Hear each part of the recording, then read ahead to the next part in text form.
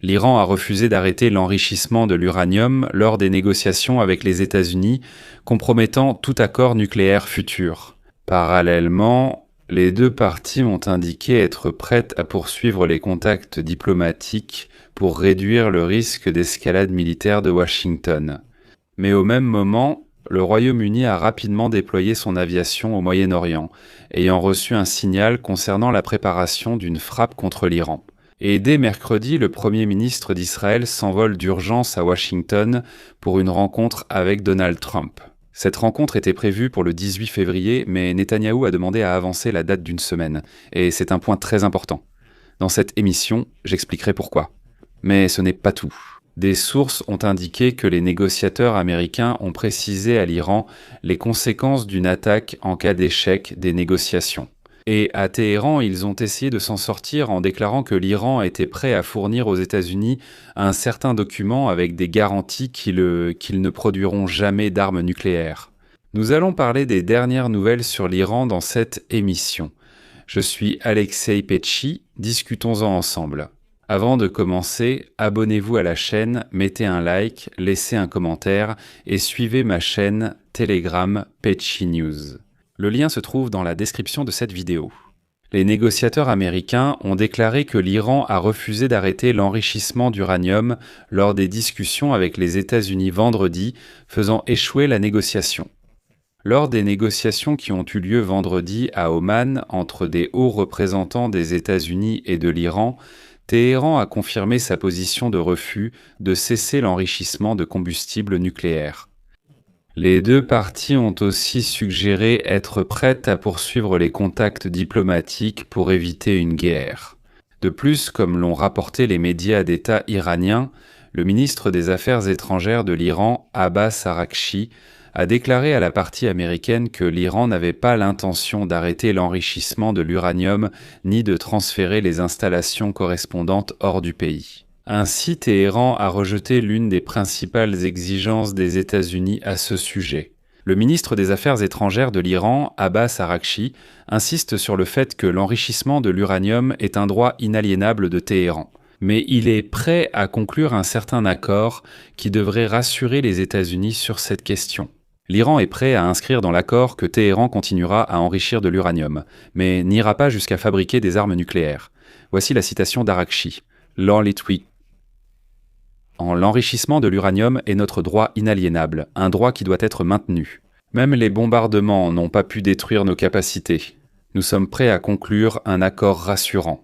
Et il semble que les Iraniens eux-mêmes comprennent comment cela pourrait se terminer pour eux.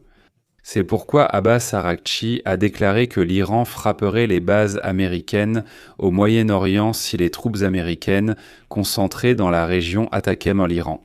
Il a précisé que cela ne devait pas être perçu comme une attaque contre les pays hôtes de ces bases. Par exemple, au Qatar, Araghchi s'est exprimé sur la chaîne de télévision qatari Al Jazeera le lendemain de la promesse faite par Téhéran et Washington de poursuivre les négociations indirectes sur le programme nucléaire. Bien qu'Araghchi ait affirmé que la date du prochain cycle de négociations n'était pas fixée, Donald Trump a déjà suggéré qu'elle pourrait avoir lieu en début de semaine prochaine. Et c'est ici qu'il faut souligner un point très important concernant le timing de cette rencontre. Retenez bien le début de la semaine prochaine. En effet, selon Axios, le Premier ministre israélien Benjamin Netanyahou a avancé sa visite à Washington et devrait rencontrer le président Trump dès mercredi pour discuter des négociations avec l'Iran. L'annonce de cette visite urgente est intervenue le lendemain de la rencontre des envoyés de Trump, Stephen Witkoff et Jared Kushner, à Oman avec le ministre des Affaires étrangères iranien pour discuter d'un éventuel accord nucléaire. Il est clair que Netanyahou a été informé du contenu de ces négociations. Trump lui-même a déclaré que vendredi à Oman, il y avait eu de très bonnes discussions entre les États-Unis et l'Iran et il a affirmé que la position de l'Iran concernant l'accord nucléaire était devenue plus favorable qu'avant la guerre de 12 jours en juin de l'année dernière.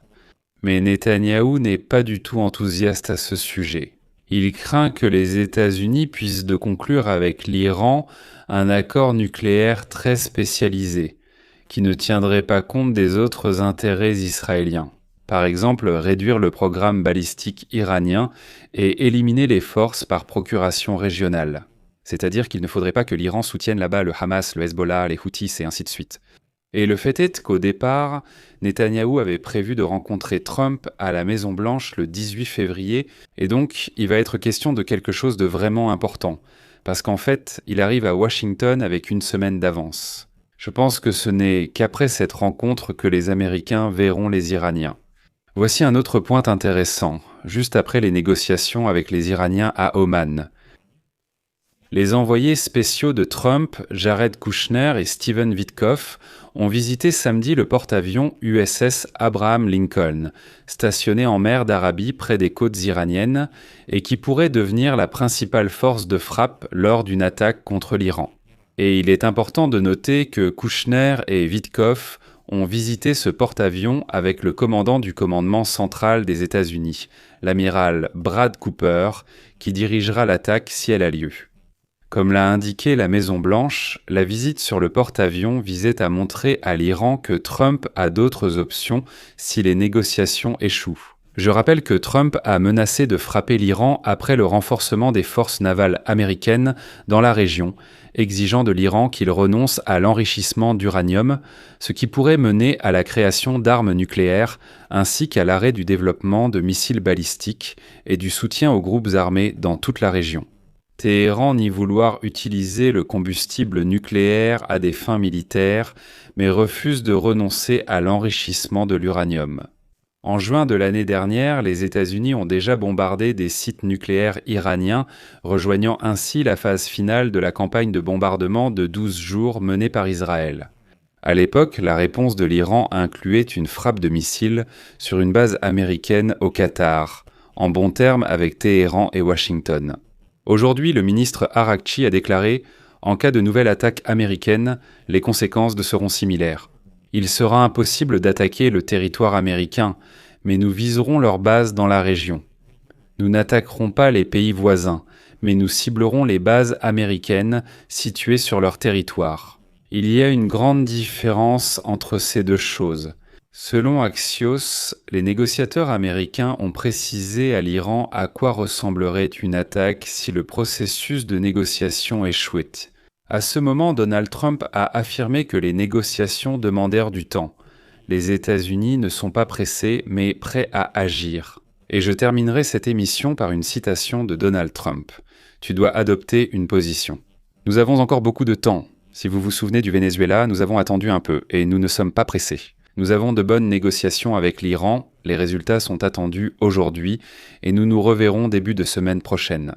Et ils veulent se conclure un accord comme ils doivent le faire, ils connaissent les conséquences, s'ils ne le font pas, s'ils ne concluent pas d'accord, les conséquences seront très graves, donc nous verrons ce qui va se passer. Je m'arrête ici. Donnez votre avis et vos conclusions en commentaire. Les amis, si cet épisode vous a été utile et intéressant, vous pouvez remercier notre travail par un don ou en vous abonnant au sponsoring sur YouTube. Les liens et infos sont en description. Merci pour votre soutien. C'est tout pour aujourd'hui, prenez soin de vous, au revoir.